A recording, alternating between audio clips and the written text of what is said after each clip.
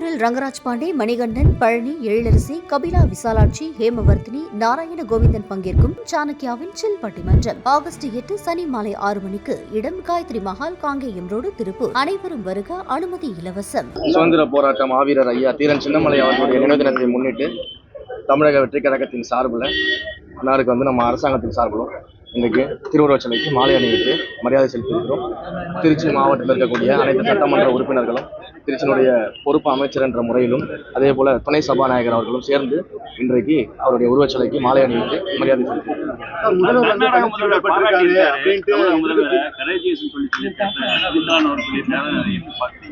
தமிழ்நாடு முதலமைச்சர் பாத்தீங்கன்னா இன்றைக்கு இந்தியா முழுக்க இருக்கக்கூடிய அனைத்து முக்கிய தலைவர்களும் பாராட்டத்தக்க வகையில மிகச்சிறந்த ஒரு ஆட்சியை நடத்தி இருக்கிறாரு.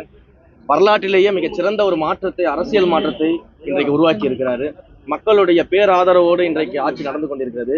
மக்கள் பெரும்பான்மையோடு இன்றைக்கு நம்முடைய ஆட்சியை பார்த்தீங்கன்னா ஆதரித்து இன்றைக்கு வாக்களிக்காதவர்கள் கூட ரொம்ப சந்தோஷமாக இன்றைக்கு வாழக்கூடிய அளவில் நம்முடைய முதல்வருடைய ஆட்சி அது நடந்து கொண்டிருக்கிறது. ஸோ அனைவரும் பாராட்டத்தக்க வகையில் இந்த ஆட்சி நடந்திருக்கின்றதுக்கு இது ஒரு உதாரணம். முதல்வர் தனித்து விடப்பட்டிருக்காரு, அவருக்கு ஒண்ணுமே தெரியலன்னு சொல்லி ஸ்டாலின் சொல்லியிருக்காரு. இங்க உண்மையிலேயே தனிச்சு விடப்பட்டது யாருன்னு சொல்லிட்டு ஐயா ஸ்டாலின் அவர்கள்ட்ட நீங்க போய் மைக்க நீட்டி கேட்டீங்கன்னா தெரியும். இன்றைக்கு இதையெல்லாம் சட்டமன்றத்திலிருந்து பேசிக் கொண்டிருந்த ஐயா ஸ்டாலின் அவர்கள் இந்த சட்டமன்ற நிகழ்வுகளை வீட்டிலிருந்து பார்க்கக்கூடிய நிலைமைக்கு தனித்து விடப்பட்டிருக்கிறார் அப்படின்றதுதான் உண்மை. அது மக்களுக்கே தெரியும். மேகதாது விவகாரத்துல முதல்வர் வாய்ப்பு எதுவும் பேசல, எந்த நடவடிக்கை எடுக்க ஒரு குற்றச்சாட்டு இருக்கு. அனைத்து கட்சி ஊற்றியா கூட்ட தாமதம். மிகச் சரியான ஒரு விஷயத்தை புரிஞ்சுக்கங்க. எல்லா விஷயத்தையும் பேசி தான் செய்யணும்னு அவசியம் இல்லை. செயல்ல காட்டினாலே போதும். எங்களுடைய முதல்வர் அவர்கள் எப்பவுமே செயலில் காட்டக்கூடிய முதல்வர். செயல் மூலமாக இந்த ஆட்சியை நல்லாட்சியாக மாற்றக்கூடிய முதல்வர், மக்களுக்கு தேவையானதை மாற்றக்கூடிய.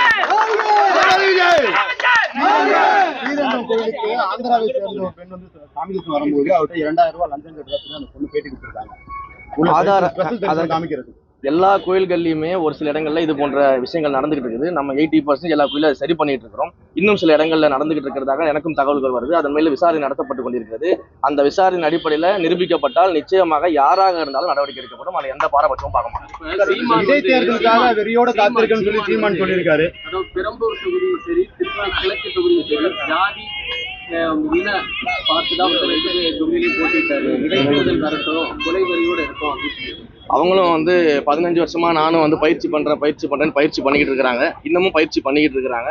முதல்ல இது போல வெறுப்பு அரசியலை விதைக்கிறது, வெறுப்பு அரசியல் பேசி ஒரு தலைவருக்கு எதிராக பேசுவது, இதையெல்லாம் விட்டுட்டு உண்மையிலேயே வெற்றி பெறுவதற்கான நோக்கத்தோடு பேசினார்னா நிச்சயமாக உள்ளாட்சி தேர்தலில் ஏதாவது ஒரு 2 இடத்துல அவர் வெல்வதற்கான வாய்ப்புகள் இருக்கு. அதை முயற்சி செய்யணும்னு நான் போட கேட்டுக்கிறேன். திருச்சியில இருந்தா கொள்ளிடம் புரியுது.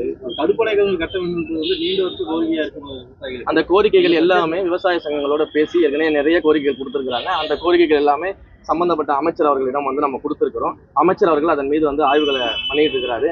பட்ஜெட் நிதிநிலையை பொறுத்து எந்தெந்த திட்டங்களை எப்படி கொண்டு வரணுன்றதை அமைச்சர் அவர்கள் முடிவு செய்து நிச்சயமாக கொண்டு வருவார். நான் ஓடி ஒளியெல்லாம் இல்லை, என் மேல தாவேக்கா பொய்யான வழக்குகளை தொடர்ந்து செந்தில் பதில் சொல்லியிருக்காரு. அந்த சட்டத்தை எதிர்கொள்ளுங்க. சரி, அப்புறம் ஓடி ஒளியிலன்னு சொல்லிட்டு எங்க காணாம போனாங்க எவ்வளவு நாளா? ஏன் தைரியமாக நிற்க வேண்டியதானே? ஏன் என்ன கோர்ட் என்ன சொல்றதோ அந்த ப்ரொசீடிங்ஸ் எல்லாம் ஃபாலோ பண்ண வேண்டியதானே? அதெல்லாம் சும்மா வெளியில வீரத்துக்கு சொல்றதுதான். ஆனா உண்மையிலேயே தப்பு இல்லைன்னா தைரியமா நிற்க களத்துல அல்லது சந்திக்க வேண்டியதானே? அதெல்லாம் அவங்க சும்மா ஒரு பேச்சுக்காக மீடியாவை பார்த்தா அதை பேசணுன்றதுக்காக பேசுவாங்க. நிச்சயமாக இந்த ஆட்சியை பொறுத்த வரைக்கும் ஊழல் செய்தவர்கள் யாராக இருந்தாலும் எங்கள் தலைவர் சொன்னது போல நாங்களும் ஊழல் செய்ய மாட்டோம், ஊழல் செஞ்சவங்களையும் விடமாட்டோம், நிச்சயமாக தண்டிக்கப்படுவார். நடவடிக்கை எடுக்கிறீங்க, ஆனாலும் உயர்மட்டத்தில் உள்ள அதிகாரிகள் தப்பிக்கிறாங்க, கீழே உள்ளவங்க மாட்டிக்கிறாங்க குற்றச்சாட்டு இருக்கு. அதை நீங்க எடுக்கிறது அப்படி கிடையாது சார். நம்ம எல்லாமே விசாரணைக்கு உட்படுத்துறோம். நீங்க உடனடியாக ஏதோ உயர் அதிகாரிகள் மட்டும் நம்ம விட்டுட்டு மற்ற எல்லாரையும் தண்டிக்கிறோம் அப்படின்லாம் கிடையாது. முதல்ல எங்க ஆரம்பிக்குதோ அந்த இடத்துல விசாரணை நடத்தி அந்த ஆரம்ப நிலையில் இருக்கக்கூடிய அதிகாரிகள் மேல நடவடிக்கை எடுக்கிறோம். அதற்கு பிறகு அந்த விசாரணையில யார் யாரெல்லாம் உண்மையிலேயே ஈடுபட்டிருக்கிறாங்கன்னு தெரிய வந்துச்சுன்னா அவங்க எல்லாருமே நடவடிக்கை எடுக்க தான் போறோம். எந்த இடத்துலையும் நாங்கள் நடவடிக்கை எடுக்க மாட்டோம்னு சொல்லலையே. எல்லா இடத்துலையும் விசாரணைகளை நாங்களே தானே முன்னிறுத்துறோம். விசாரணைகளை நாங்களே முன்னிறுத்தி நடத்துறோம். விசாரணை நடத்த சொல்லி கேட்கிறோம். அடுத்தடுத்த ஸ்டெப்புக்கு நம்ம கொண்டு போயிட்டு இருக்கோம். இது எல்லாமே நம்ம பண்ணிட்டு இருக்கோம் இல்லையா? ஸோ அதனால முதல்ல ஆரம்ப கட்ட விசாரணையின் போது அதை யார் செய்தார்களோ அந்த அடிப்படையில் இருக்கக்கூடிய அந்த அதிகாரிகள் மீது நடவடிக்கை எடுக்கப்படுது. தொடர்ந்து யார் யாரெல்லாம் சம்பந்தப்பட்டிருக்காங்களோ எல்லாருமே நடவடிக்கை எடுப்போம். எங்களுக்கு எந்த பாரபட்சமும் கிடையாது. இந்து நலத்துறை சார்பாக நிறைய நடங்களா கடந்த ஊழல் நடந்திருக்கு. வெள்ளை அறிக்கை வெளியிட